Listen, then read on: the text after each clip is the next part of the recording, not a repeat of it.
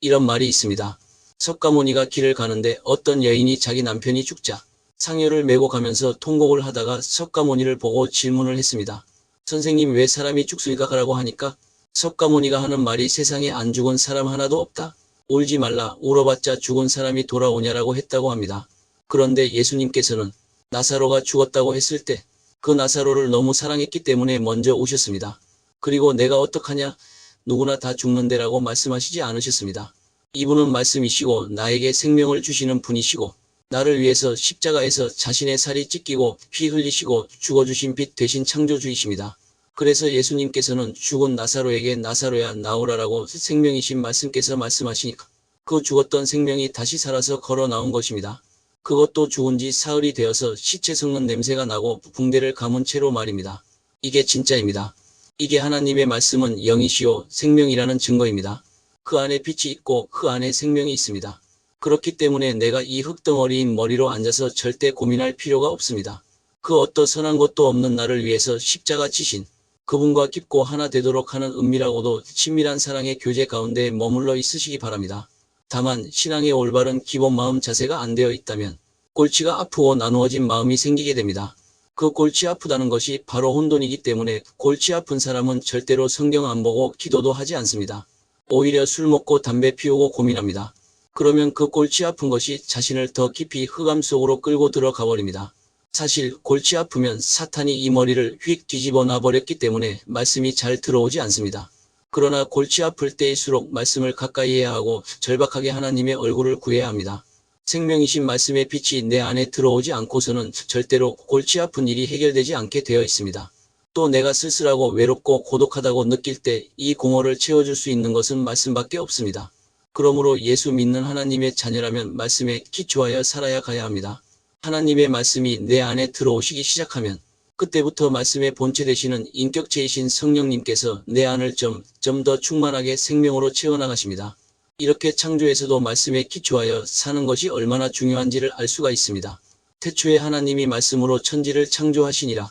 그리고 앞이 캄캄한 것 같았던 아무것도 보이지 않던 내 안에 살아계신 인격체 되시는 하나님의 생명의 말씀에 빛이 들어오시면 이 흑암은 거짓말같이 합니다. 그래야 신앙의 올바른 기본 마음 자세인 하나님을 제대로 알고 사랑하면서 개인적으로 하나님과 깊고 하나 되도록 하는 은밀하고도 친밀한 사랑의 교제를 누릴 수가 있게 되고 하나님께서 행하심을 내게 보이실 때 난 내 모든 생활에서 동참할 수가 있게 되는 것입니다. 이것을 위해서 무엇보다도 하나님의 얼굴을 구하면서 사는 것이 필수입니다. 주의 말씀은 내 발의 등이요 내 길의 빛이니이다. 이 구절은 말씀에 기초하며 살아야 하는 것을 잘 설명해 놓은 구절입니다. 그래서 오직 말씀, 오직 예수, 오직 믿음, 오직 은혜, 오직 성령, 오직 십자가의 생활은 신앙의 근본 뿌리에서 나옵니다. 사실 복음이라는 것은 창조의 근원이 되는 이 생명 되시는 말씀을 시인하고 고백하고 간증하는 것을 말합니다. 이것은 율법과는 그 차원이 다릅니다. 한마디로 살아계신 인격체 되시는 생명의 말씀을 입으로 시인하고 고백하는 간증이 곧 기도입니다. 그래서 기도할 때 창조의 행위가 막 일어나는 입니다. 그러나 내가 자기 중심적 신앙에 사로잡히면 사람만 보이고 사람만 움직입니다. 그런데 내가 살아계신 인격체 되시는 생명의 말씀을 입으로 시인하고 고백하는 간증, 곧 기도를 하면 뭐가 보이느냐면 하나님이 보이고 하나님의 의중과 뜻과 계획이 보이고 하나님의 길과 목적이 보입니다. 그렇게 되면 성령 하나님께서 움직이십니다. 이것이 엄청나게 다른 차이입니다. 그러므로 하나님의 은혜를 구해야 합니다. 이것을 위해서 하나님께 첫째 먼저, 둘째 날마다, 셋째 조용한 곳에서, 넷째 일정한 시간을 들여 하나님과 깊고 하나 되도록 하는 은밀하고도 친밀한 사랑의 교제를 계속적으로 가질 필요가 있습니다. 너희는 마음에 근심하지 말라 하나님을 믿으니 또 나를 믿으라. 그래서 말씀의 빛을 가지고 기도하기 시작할 때 기적은 일어나기 시작합니다. 나의 죄를 대신 지시고 십자가에서 돌아가신 지금도 살아계신 인격체 되시고 진리 되시는 그 하나님의 생명의 말씀을 붙들고 고백하는 간증이 기도이고 신앙생활입니다. 그런데 오늘날 그리스도인들이 이 고백을 잘못 알고 있습니다. 처음 세례받을 때 주는 그리스도시요 살아계신 하나님의 아들이니이다라고 고백하고 믿습니다. 아멘하면 끝나는 줄로 압니다. 또는 예배드릴 때마다 사도신경하고 주기도문하는 것으로 고백이 된다고 생각합니다. 정말 이건 너무나도 타락한 생각이 아닐 수가 없습니다. 남은 자신의 생을 살아가는 동안 인격체 되시는 살아계신 하나님의 생명의 말씀을 쉬지 않고 끊임없이 입으로 시인하고 고백하고 앞서간 믿음의 선진들의 서적과 글에서 찾고 구하고 두드리고 그리고 은혜 받은 경험, 체험을 간증하고 나누어야 합니다. 무시로 성령님 안에서 기도하고 항상 기뻐하고 쉬지 말고 기도해야 합니다. 그렇게 쉬지 않고 이 생명의 말씀을 붙들고 입으로 시인하고 고백하고 간증하면서 하나님과 개인적으로 깊고 하나 되도록 하는 은밀하고도 친밀한 사랑의 교제 가운데 있으면 성령님의 조명으로 인해 거기에서 하나님의 생명력이 창출되는 것입니다. 거기서 빛이 나오고 생명이 넘치게 되는 것입니다. 아무튼 땅이 혼돈하고 공허하고 텅 비어있고 캄캄한 흑암이 깊음에 있는 이 세 가지 해결의 내 모든 문제의 해답들이 다 들어있기 때문에 이 문제를 해결해 주시기 위해 살아계신 인격체 되시는 하나님의 생명의 말씀이신 영을 육신 안으로 내려보내주신 것이 성령 하나님이신 것을 잊어서는 안 되겠습니다. 앞 시간에 창조 이전 상태를 나의 현재 신앙생활에 적용하는 문제에 비추어 심도 있게 살펴보았습니다. 즉 땅이 혼돈하고 공허하고 텅 비어있고 캄캄한 흑암이 깊음 위에 있는 이 세 가지 해결에 내 모든 문제의 해답들이 다 들어있기 때문에 이 문제를 해결하기 위해서 살아계신 인격체 되시는 하나님의 생명의 말씀 되시는 영이 육신으로 내려오셨다고 말씀드렸습니다. 그래서 말씀에 기초한 생활이 참으로 중요한 겁니다.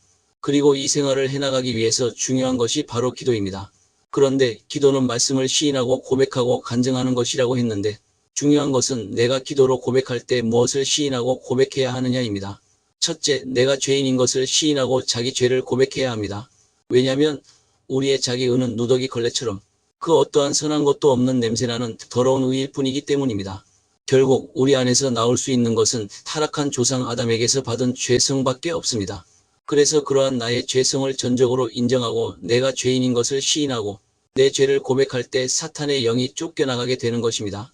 그 이유는 죄를 입으로 고백하면 성령님께서 역사하시기 때문에 사탄이 내 안에 머무를 수가 없어 물러가는 것입니다.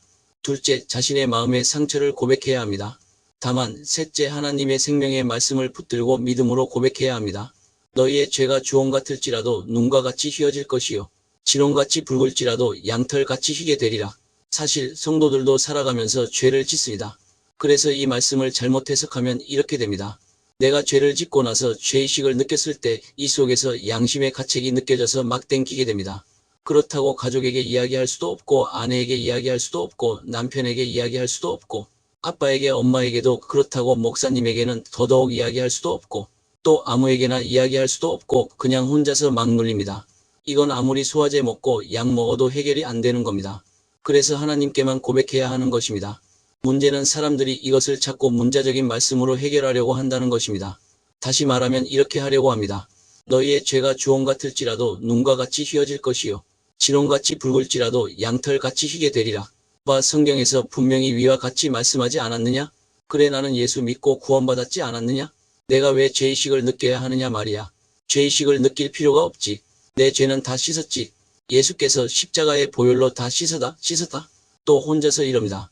하나님이 세상을 이처럼 사랑하사 독생자를 주셨으니 이는 그를 믿는 자마다 멸망하지 않고 영생을 얻게 하려 한다고 했지.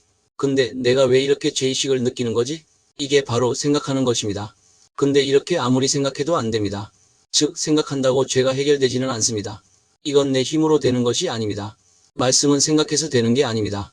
이때 알아야 하는 것은 죄와 상처를 고백하는 문제는 죄와 상처를 있는 그대로 포장하지 말고 하나님께만 입으로 토해내는 것입니다. 그 말씀이 있다고 해서 그 말씀을 머리로 막 생각한다고 해서 해결되는 것이 아닙니다. 이사야 1장 18절을 다시 보시기 바랍니다. 먼저 앞부분에 분명히 오라. 우리가 서로 변론하자라고 분명히 기록하고 있습니다. 다시 말해서 너 내게로 오라. 그리고 나하고 이야기 좀 하자. 우리 한번 따져보자. 그래서 그렇게 내가 무엇을 어떻게 얼마나 잘못했는지 따져보자. 그렇게 따져봐서 내가 잘못한 것이 있고 또 내가 그것을 진정으로 깨닫고 내 입술을 열어서 내 죄의 잘못을 시인하고 고백하고 중심에서 회개한다면 너희의 죄가 주홍 같을지라도 눈과 같이 휘어질 것이요 진홍같이 붉을지라도 양털같이 희게 되리라 라는 것입니다. 그렇기 때문에 와서 내게 내 죄를 시인하고 고백하라는 것입니다. 죄는 절대로 사람에게 고백하는 것이 아닙니다. 물론 고민거리는 사람에게 상담하고 털어놓을 수가 있습니다. 다만 죄의 당사자 즉 상대방에게 용서를 구해야 하는 일이 있을 때는 상황에 따라 상대방에게 죄를 겸허하게 고백할 수는 있습니다. 그리고 죄를 상담을 위해서 고백할 때도 입이 무겁고 자신의 비밀을 철저히 지켜줄 수 있는 인격이 올바로 된 자기보다 영성이 높은 믿음의 형제들 앞에서 기도받기 위해서 자신의 죄를 고백하듯이 상황에 따라서는 오픈할 수는 있습니다. 그렇지 않고서는 친구한테 가서 그냥 아무 뜻 없이 넋두리 하듯이 자기 죄를 괜히 말하거나 까발리는 것은 옳지 못한 행동입니다. 만약 그렇게 한 것이 차후에 잘못되면 그 책임은 본인 몫이기 때문에 그 누구도 원망할 수 없습니다. 그러므로 먼저 무조건 하나님 앞에 철저히 자신을 낮추고 그대로 시인하고 털어놓을 때 이때 내 죄를 붙들고 있던 사탄이 물러가는 것입니다. 그런 후 주님께서 다음과 같이 하라고 말씀하셨기 때문에 상대가 찾아와서 용서를 구하면 조건 없이 용서해 주어야 합니다. 만일 내 형제가 죄를 범하거든 경계하고 회개하거든 용서하라. 만일 하루 7번이라도 내게 죄를 얻고 7번 내게 돌아와 내가 회개하노라 하거든 너는 용서하라. 그뿐만 아니라 내가 상대방에게 가서 용서를 구할 일이 있다면 먼저 주님께 죄를 고하여 회개한 다음 환경과 상황에 따라 상대방에게 가서 용서를 구할 수도 있습니다. 그렇지 않고 그냥 사단아 물러가라. 물러가라 한다고 물러가는 것이 아닙니다. 내가 죄를 지었을 때는 그 죄를 입으로 시인하고 고백할 때 누구에게? 하나님에게 고백할 때 그때 내 죄가 주홍 같을지라도 눈과 같이 휘어질 것이고 진홍같이 붉을지라도 양털같이 희게 되는 것입니다. 내가 나의 마음의 죄악을 즉 토해내지 않고 내 안에 품었더라면 주께서 듣지 아니하시리라. 이 말씀을 살아계신 인격체 되시는 하나님의 준엄하신 말씀으로 자신 안에 끌어당겨 심기를 바랍니다. 그리고 말씀 앞에 떠는 겸손한 자세를 가져야 합니다. 결국 예수의 영이신 성령님 이외에는 나를 충만하게 채워줄 수 있는 분이 없고 말씀이시고 영이시고 빛이신 그분이 아니고서는 인생의 이 캄캄한 생활을 제대로 인도함 받을 수 없습니다. 정리하면 이렇습니다. 기도이란 하나님과 교제하는 시간으로서 내 입을 열어서 나의 사랑을 하나님께 고백하고 시인하고 간증하는 것을 말합니다. 다만 시인하고 고백할 때 사람이 아닌 하나님 앞에 가서 첫째, 자신의 죄를 고백하고 둘째, 자신의 마음의 상처를 토해내는 것일 때 셋째, 하나님의 생명 말씀을 붙들고 믿음으로 고백해야 합니다. 중요한 것은 주님께 첫째, 다른 모든 것보다 제일 먼저 둘째, 날마다 셋째, 조용한 곳에서 넷째, 일정한 시간을 들여 기도해야 합니다. 두 번째, 자신의 마음의 상처를 토해내는 문제는 주께서 우리에게 다음과 같이 말씀하셨기 때문에 나의 상처도 주님 앞에 나와서 토해내고 고백해야 합니다. 너희가 내게 부르짖으며 내게 와서 기도하면 내가 너희들의 기도를 들을 것이요. 너희가 온 마음으로 나를 구하면 나를 찾을 것이요 나를 만나리라. 그런데 상처를 토해낼 때 사람에게 토해내는 사람이 있는데 내가 상처받았다고 그 상처를 상처 준 사람에게 토해내버리면 그것은 독이 됩니다. 그렇게 되면 개처럼 짐승처럼 막 싸우게 됩니다. 그게 바로 짐승화되는 전조 증상입니다. 이것은 자기 자신이 어려움을 당하고 자기가 자기 자신을 짐승처럼 제대로 컨트롤 못하는 것을 경험하고 나면 그 시기가 지난 후 이것을 분명하게 깨닫게 됩니다. 그렇게라도 깨닫게 해주실 때는 즉시 그때마다 중심에서 회개하는 것이 참으로 중요합니다. 사탄은 끊임없이 나를 짐승화하려고 용을 쓴다는 것을 분명히 기억해야 합니다. 그래서 한나의 기도가 유명한 것입니다. 아이를 낳지 못해서 괴로워하고 있는데 후초로 들어온 분인 나라는 여인이 자기를 그렇게 괴롭힐 때 한나는 그 분인 나에게 토해내지 않고 성전에 가서 하나님께 고백합니다. 얼마나 속이 끓어올랐으면 그 당시만 하더라도 성전에서는 큰 소리를 못 내니까 말은 하지 못하고 입술을 부르르 떨면서 기도하고 있었더니입니다. 그때 무능한 엉터리 엘리 제사장이 그것을 보고 독주를 삼가라라고 합니다. 요즘 말로 하자면 웬 하나님 믿는다는 여자가 어디 술 취해 교회에 와서 혀 고부라지는 헛소리하면서 중얼거리느냐? 당신 술 끊으라고 했다는 것입니다. 그런데 한나가 얼마나 믿음의 사람이냐면 그 엉터리 같은 제사장 즉 오늘날로 치면 그 엉터리 같은 목사에게 끝까지 겸손한 자세로 순종합니다. 내 주여 그게 아닙니다 라고 겸손하게 대답합니다. 나 같으면 아니 당신 목사 맞소? 내가 지금 술 취한 것으로 보이오? 내가 지금 얼마나 괴로운 줄 아시오? 목사라는 양반이 말이야 영빨이 떨어졌나?